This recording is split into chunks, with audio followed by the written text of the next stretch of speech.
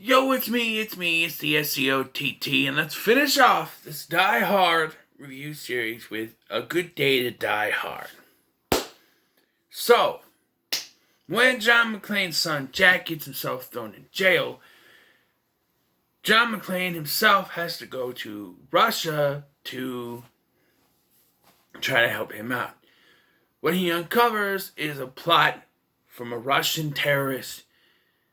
Again, from a Russian terrorist and his son's involvement with the CIA.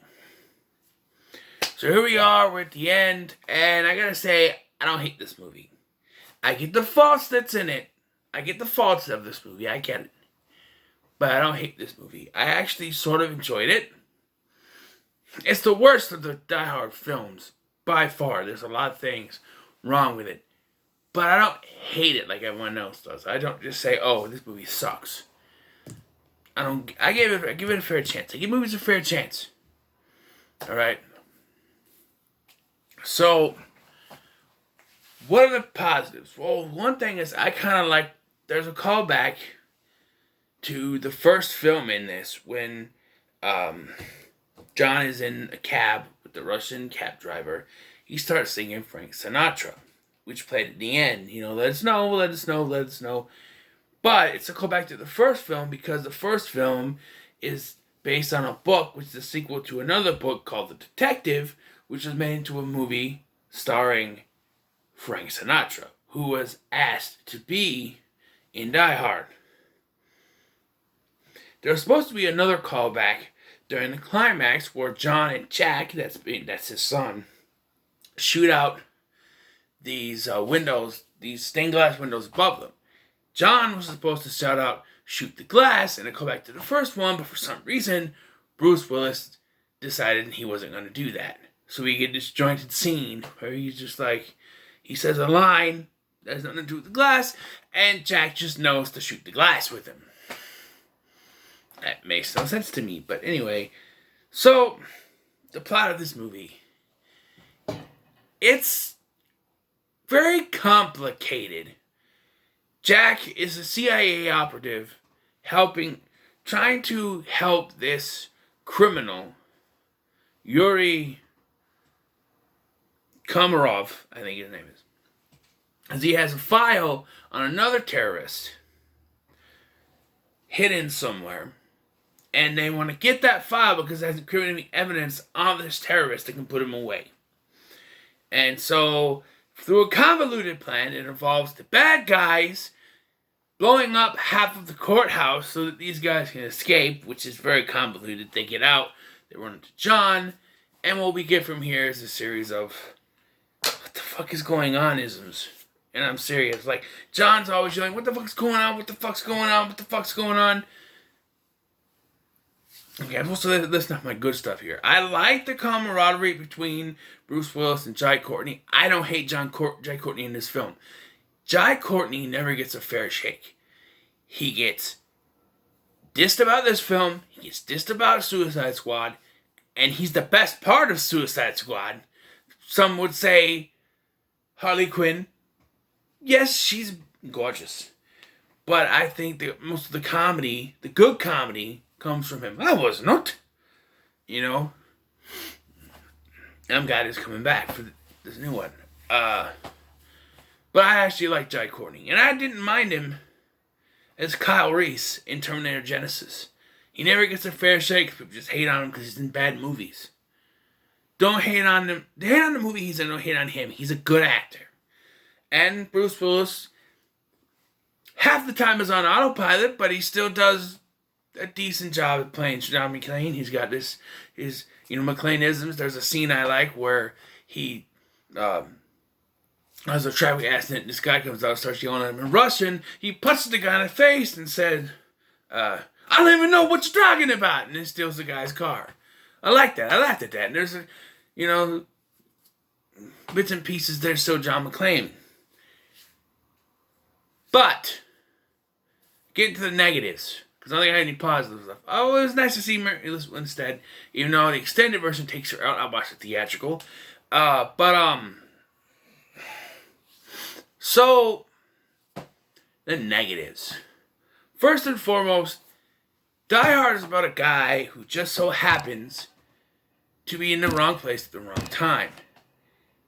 This is not a type of story. He's not in the wrong place at the wrong time.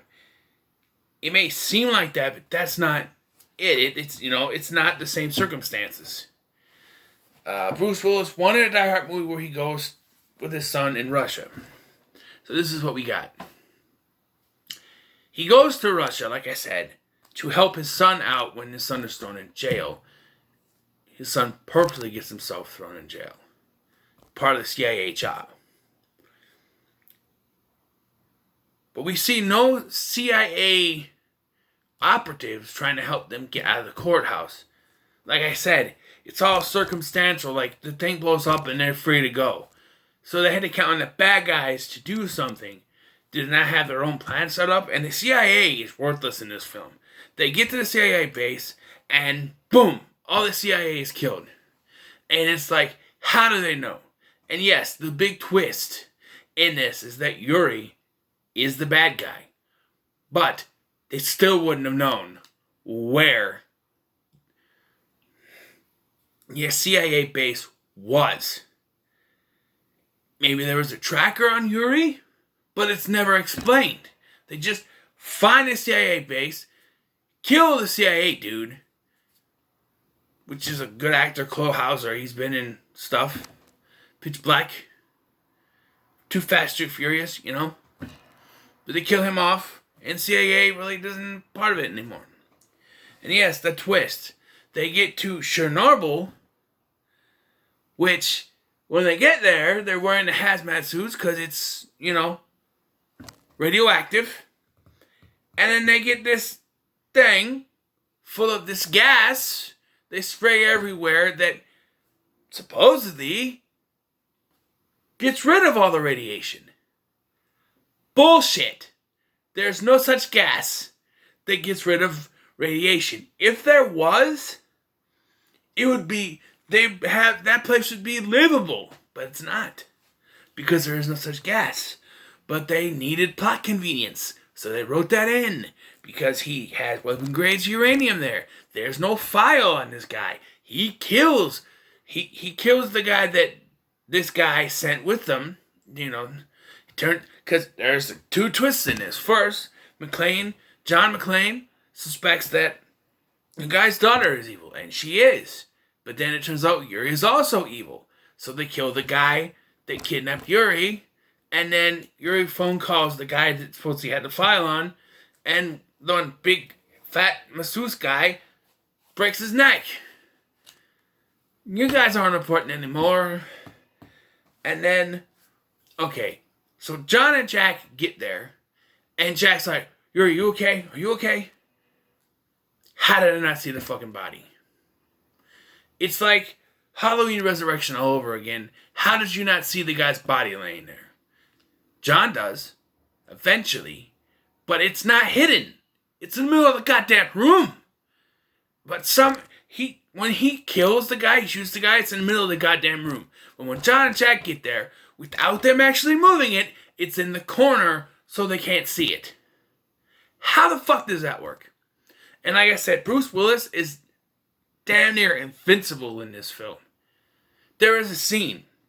He is in a truck, and they shoot a rocket or something at him, and he spins. He flips around, and the truck lands back on its wheels. The directly next scene we see, it's on its side. He's climbing out, and he's perfectly fine. What? And the one thing he's always yelling is, I'm on vacation. I'm on fucking vacation. No, you're not. No, he's not. He uses vacation time to come rescue his son, but it's never been a vacation. Why is he yelling that he's on vacation? It makes no sense. No sense to me at all. There's action scenes in this film, and they are half-assed, Michael Bay-ish CGI action scenes. There's some stuff that's done with practical effects, but they use the same van to destroy over and over again. 3 times at least. That's in the extended version. But yeah, which I have seen, so. But yeah, like I said, in the extended version, they delete all scenes of Lucy for some reason. Which, how is that extended? He takes some stuff out. But she's at the end here, and they reunite. She hugs her brother, but not her father. And with Jack, they do the same thing they did with Lucy and Holly in the movies prior, where, oh, he's not my dad, he's just John. And then at the end, he's like, Dad! And then they're... How many times are you going to do this? Is he going to have a grandma in the next one? You're not my grandson, and then be like, oh, my grandson. I don't know. Or a brother. Reinvent a brother. Fast and Furious is doing it. I'm just saying. There could have been so much more with this. It's finally going to be rated R. His catchphrase is neutered. He doesn't say it in the heat of battle as he's about to destroy something, shooting out someone, with bullet like in the last one. He just gets in the truck and goes, okay, yippee-ki-yay, motherfucker. And drives down. This is like, is that the most appropriate place to put it? I don't think so. This movie's all over the place. It gets a 5 for me. Because I think it's decently made, but there's a lot of mistakes in it. I can't give it any lower than a 5. It is the worst Die Hard film by far, but it gets a 5 for me. So what are your thoughts on A Good Day to Die Hard? Let me know in the comments below. Make sure to like, share, and subscribe. Thank you for watching. I've been Scotty. Yippee-ki-yay, motherfucker.